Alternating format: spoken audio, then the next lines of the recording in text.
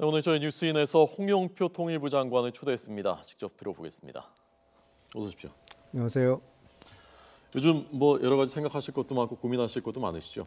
예, 뭐 아무래도 굉장히 엄중한 상황이다 보니까 그 관련해서 정책 수립이나 전략 수립을 위해서 많은 노력을 기울이고 있습니다. 예, 언제나 뭐 남북관계, 특히 한반도 상황은 엄중하다고 합니다만은 제가 느끼기에는 그 분단 이후에 제일 엄중한 때 중에 한 때가 아닌가 싶은데요. 예, 그렇습니다. 뭐 지금 북한의 도발이 정말 그 심각할 정도고 우리 안보에 대한 위협이 그 어느 때보다 위중합니다. 최근과 같이 북한이 집중적으로 핵실험을 하고 탄도미사일을 쌓아 올리고 또 그 직접적으로 뭐 남쪽 어디를 공격하겠다, 뭐 핵불바다를 만들겠다 이런 발언을 하고 있는데 과거와는 완전히 차원이 다르고요. 그렇기 때문에 지금 정부도 그 어느 때보다 또 굳은 그런 마음으로 정책을 수립하고 있고 또 국민들의 뜻을 하나로 모으기 위해서 노력을 하고 있습니다. 예, 저희가 일반적으로 알기에는 통일부는 상대적으로 대화와 교류와 협력 쪽을 담당하고 있는 부서다. 우리 정부 안에서도 그래서 역할이 좀 그렇게 분담돼 있고 그래서 대화 교류 협력이 활발할 때는 통일부 분위기도 좀 활기가 돌고 그렇지 않을 때 꽉 막혀 있을 때는 통일부가 좀 역할이 줄어들고 그렇게 알고 있는데 그게 맞습니까? 일반적으로 좀 그런 인식이 있는데요. 네. 그건 조금 사실과 다릅니다. 그러니까 통일부는 말 그대로 통일을 준비한 업무이고 통일을 준비하고 있고 그 중에서 이제 중요한 파트인 한 파트가 대화와 교류 협력이고요. 지금은 근데 대화와 교류 협력보다는 북한을 어떻게 좀 바꿔서 올바른 변화를 이끌어내서 비핵화를 만들고 그래서 통일의 길로 갈 수 있느냐 그 부분을 지금 고민할 때입니다. 그래서 그런 차원에서 준비를 하고 있고요. 지금 앞서 말씀드린 바와 같이 북한의 이런 위협이 굉장히 엄중하기 때문에 어떤 부서 간의 차이나 이런 것을 논할 단계가 아니고 또 그런 것이 있을 수도 없다고 생각을 합니다. 또 우리 직원들도 지금 뭐 그 때보다도 굉장히 열심히 일들을 하고 있습니다. 알겠습니다. 자, 그럼 본격적으로 하나씩 좀 구체적으로 여쭤보도록 하겠습니다. 먼저 지난 국군의 날 기념사 얘기를 하지 않을 수 없는데 박근혜 대통령이 하셨던 그 기념사 직접 한번 들어보겠습니다. 북한 군인과 주민 여러분, 우리는 여러분이 처한 참혹한 실상을 잘 알고 있습니다. 북한 주민 여러분들이 희망과 삶을 찾도록 길을 열어 놓을 것입니다. 언제든 대한민국의 자유로운 터전으로 오시기를 바랍니다. 네, 이 발언이 나온 뒤에 어떤 배경에서 대통령이 기념사에서 공식적으로 저 발언을 한 것이냐에 대해서 여러 해석이 나왔거든요. 좀 비화를 좀 알려주시죠. 어떻게 된 건지.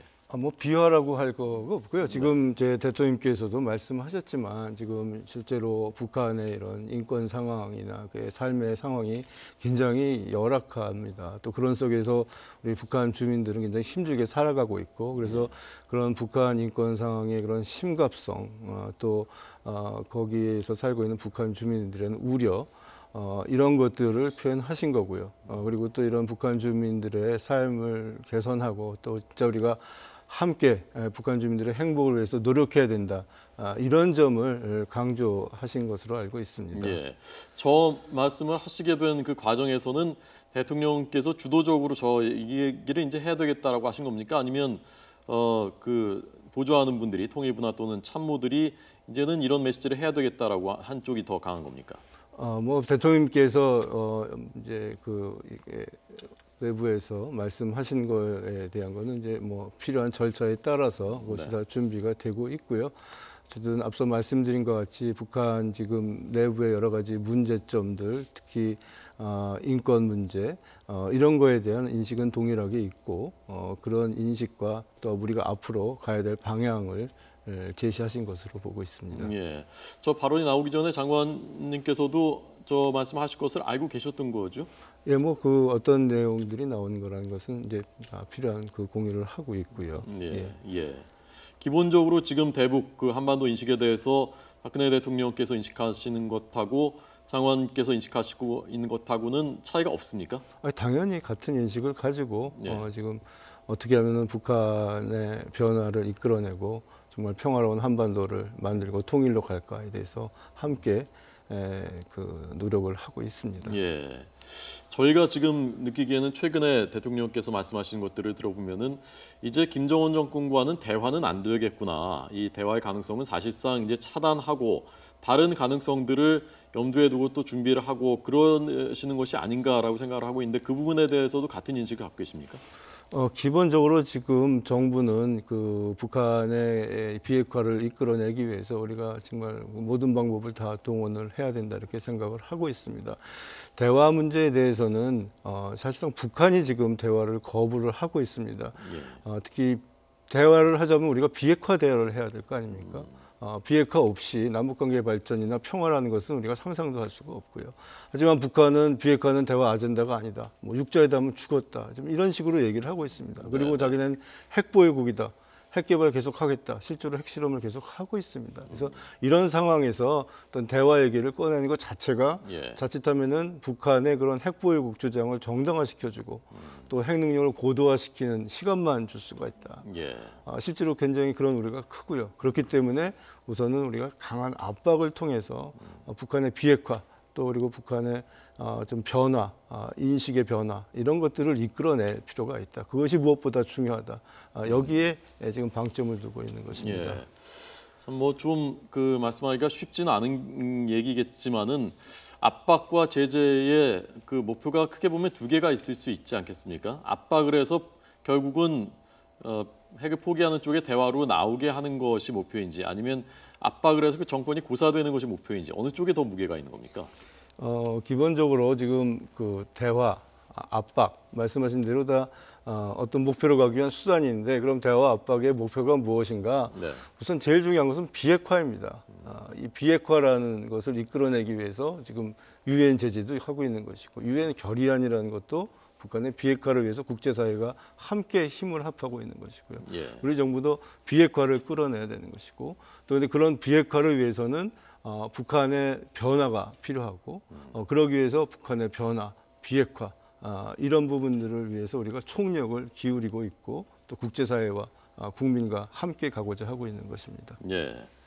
최근에 그 탈북의 양상이 바뀌고 있다. 뭐 이민영 탈북이라고도 하고 그리고 고위층들이 엘리트들이 과거에는 뭐 뜨문뜨문 있었다면 지금은 고위층 엘리트들이 굉장히 많이 오고 있다고 하고 최근에는 김정은 건강관리하는 조직원이 왔다고 하는데 어떻게 해석하고 계십니까, 장관님께서는?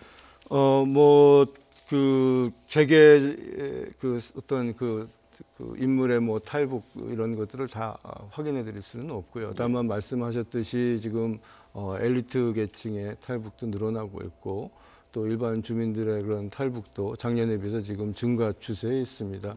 그리고 그런 탈북민들을 통해서 조사한 결과에 따르면은 과거에는 배고파서 정말 살기 어려워서 넘어온 그런 탈북자들이 많았다면 요즘은 자유를 찾아서 왔다.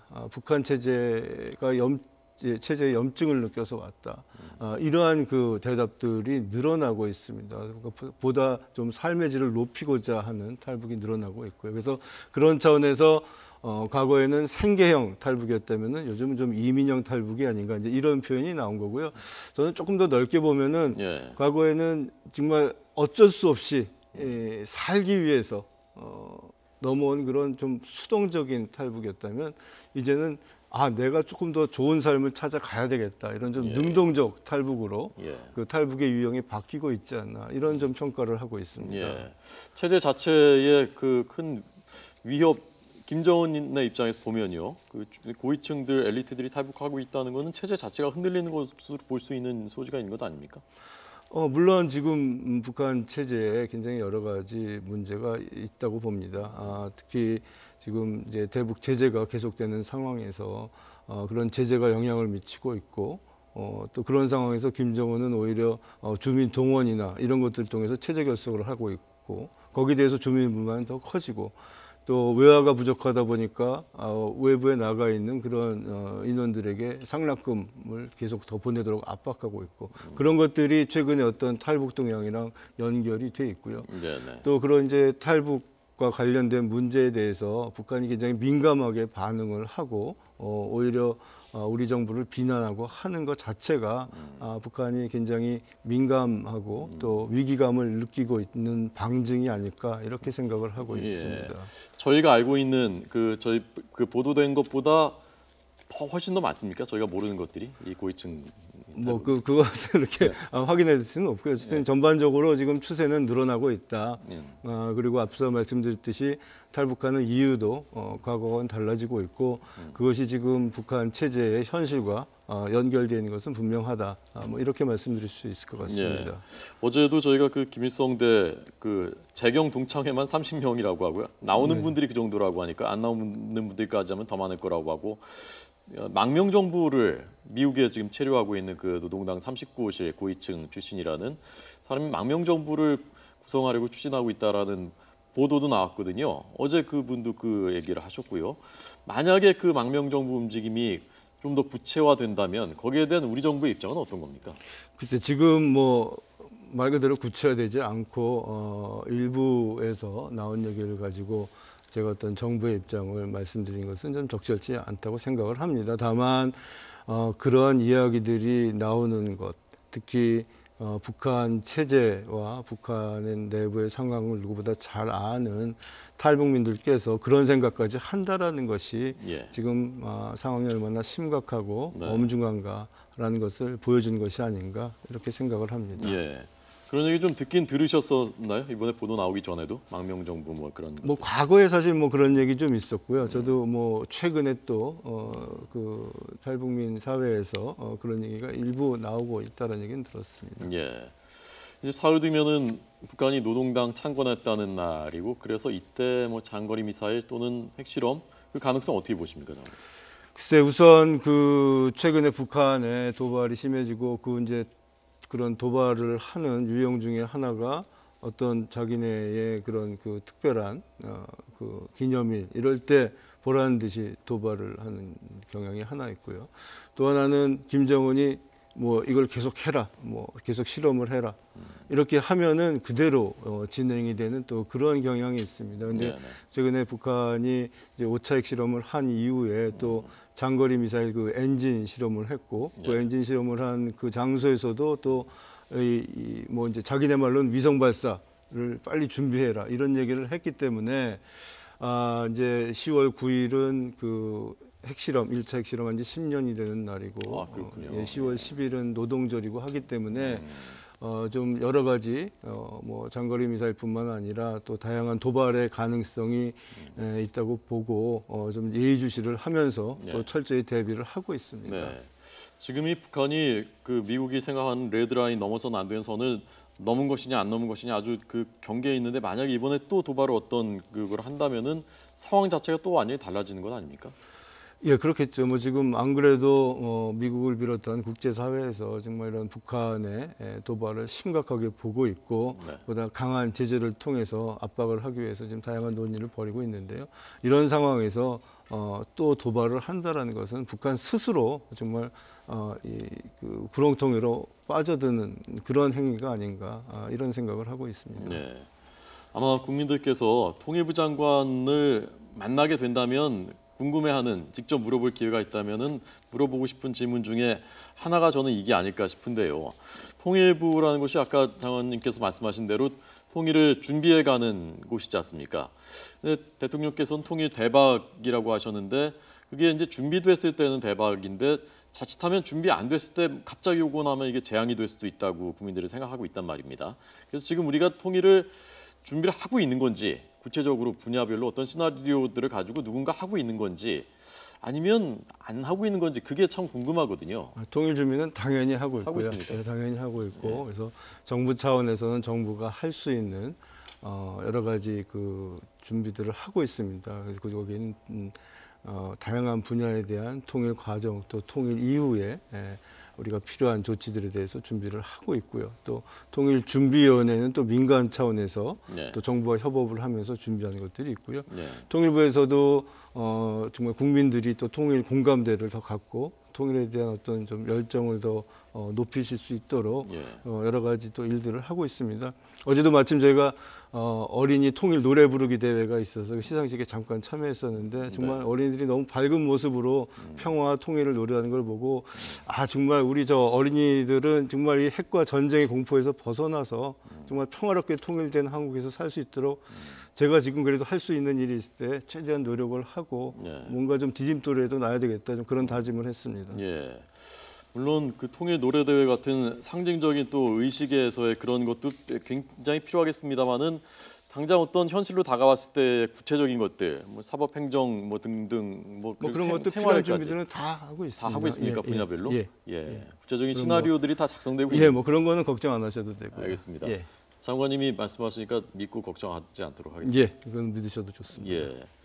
그 북한 지금 수해가 심각한데 북한 정권하고 주민을 분리해서 봐야 된다라는 측면에서 보자면 그 수해는 지원해야 된다라고 보는 분들도 있거든요. 어떻게 보십니까?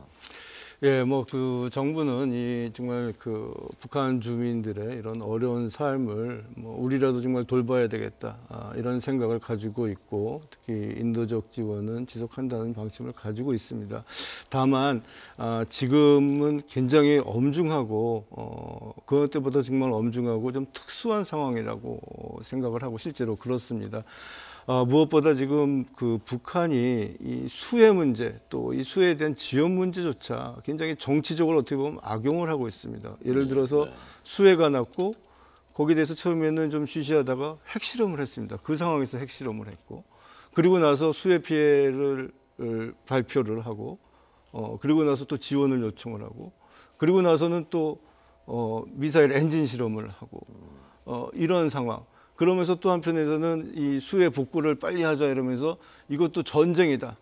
제재에 대해서 우리가 이 대결을 해야 된다. 이런 식으로 얘기를 하고 있습니다. 그래서 이런 상황에서 이 수해 지원이라는 것이 자칫하면은 어떤 그런 그 북한의 이런 전략이 오히려 말려들고 그러니까 사실 우리가 인도적 지원, 수해 지원이라는 것이 북한 주민한테 실제로 도움이 돼야 되는데 그렇게 북한 주민을 돕지는 못하고 다른 정치적으로 이용될 우리가 크다라는 좀 판단을 하고 있고요. 또 지금 사실 우리 국민들도 그런 부분에서 우려가 많기 때문에 이런 것이 잘못하면 정치적 논란이 될 수도 있고 해서 우리가 지금 단지 한 번, 두 번 뭐 이렇게 일회성 지원보다는 보다 근본적으로 우리가 북한 주민들을 어떻게 도와주고 그들의 삶의 질을 어떻게 높여줄 것인가 이 부분에 대해서 좀 더 심각하게 생각할 때가 아닌가 이렇게 생각을 하고요. 그래서 네. 지금 현재는 수해 지원은 검토하고 있지 않습니다. 알겠습니다. 오늘 홍영표 통일장관께 드렸고요. 혹시 제가 안 여쭤봤는데 이건 국민들한테 꼭 말씀하시고 싶었는데 제가 안 여쭤본 게 있으면 잠깐 마지막으로 짧게 드리고요. 아니면 마치겠습니다. 예, 뭐 조금씩 말씀드렸지만 지금 굉장히 엄중한 상황이고 하지만 지금 통일부에서는 또 다른 관련 부처와 함께 북한의 변화 그리고 비핵화 이것을 통해서 정말 한반도에 제대로 된 평화를 만들고 또 그 평화 위에서 통일의 기반을 구축하기 위해서 노력을 하고 있습니다. 또 그런 차원에서 최근에 북한 인권법이 발효가 돼서 거기에 따라서 북한 인권 문제에 대한 국제적인 공감대 또 경각심을 높이고 또 북한도 이 문제에 대해서 보다 신경을 쓰도록 좀 압박을 하고 북한 주민들에게도 힘을 주도록 노력하고 있고요. 또 우리 국내에 들어온 또 우리 탈북민들의 그런 정착도 보다 잘 이루어지고 우리 사회에 통합될 수 있도록 하고 또 국민들의 통일 공감대도 높이도록 많은 노력을 하고 있고요. 무엇보다 지금 중요한 것은 우리 국민들이 하나로 뭉치는 것이라고 생각을 합니다. 작년 8월에 북한이 지뢰 도발을 했을 때 대화로 나왔습니다. 그때 대화로 나왔고 대화가 할 수 있었던 것은 우리 국민들이 진짜 한 목소리로 정말 젊은이들은 그 군대에서 그 나온 곳까지 뒤로 그랬었죠. 미룰 정도로 한 목소리로 여야 없이 북한의 잘못을 지적하고 북한이 이걸 시인하고 이 잘못을 뉘우치고 평화를 위해서 노력해야 된다라는 메시지를 줬고 그것 때문에 대화를 할 수 있었기 때문에 지금도 우리가 이 북한한테 이 핵을 포기하라는 목소리를 보다 강력하게 한 목소리로 보낼 필요가 있고 바로 그럴 때라고 생각을 합니다. 알겠습니다. 홍영표 통일부 장관이었습니다. 잘 들었습니다. 고맙습니다. 감사합니다.